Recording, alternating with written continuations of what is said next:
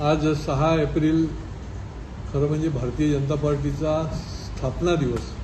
46 वर्ष भारतीय जनता पार्टी अविरतपणे मार्गक्रमण करते आणि या दिवशी आज सोमवार म्हणून या ठिकाणी आम्ही जनसंवाद कार्यक्रम देखील चालू ठेवला.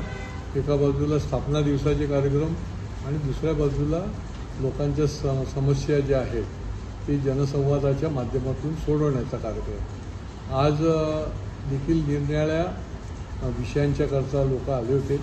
प्रामुख्याने कापूरबावडी, आझादनगर, ब्रह्मांड सर्कल इथले व्यापारी आले होते आणि हे व्यापारी भयभीत आहेत.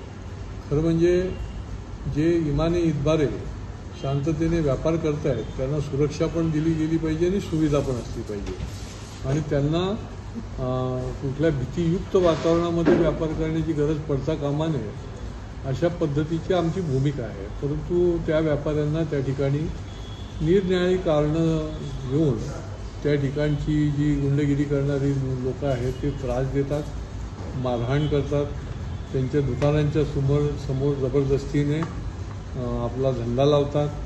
तर त्या विषयाच्याकरता त्यांनी त्यांचं निवेदन दिलं आणि त्यांना आम्ही दिलासा दिला.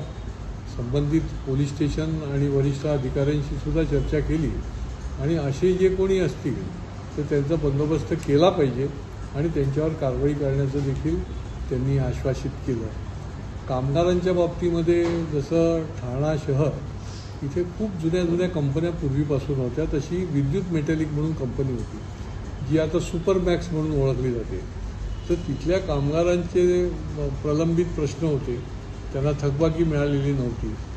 तर कामगार उपायुक्त यांना देखील मी आज या ठिकाणी निमंत्रित केलं होतं आणि कामगार उपायुक्त आणि अधिकारी आणि कामगार अशी देखील एक बैठक घेतली आणि त्यांचं जे प्रलंबित थकबाकी आहे त्या संबंधामध्ये पुढच्या काळामध्ये कशा पद्धतीने टाईम बाउंड प्रोग्राम आणि कार्यवाही करायची ते देखील असं ठरलं. त्याचबरोबर वेलमॅन कंपनीचे पण कामगारांनी त्यांची अजून देणी जी आहे ती मिळालेली नाही, पूर्णपणे मिळाली नाही. तर त्या संबंधामध्ये देखील कामगार खात्याशी माझी चर्चा झाली. बाकी मुरबाडच्या देखील काही लोक आले होते की त्यांची तहसीलदार जी आहे ती दाद देत नाही. प्रांताने तहसीलदारला सांगितल्यावर देखील पुढच्या काळामध्ये त्याच्यावर काही कारवाई केली जात नाही म्हणून त्या तहसीलदाराशी देखील माझा संपर्क झाला आणि त्या ठिकाणी पुढच्या आठवड्याभरामध्ये त्यांनी काम करून द्यायचं त्यांचं कबूल केलं.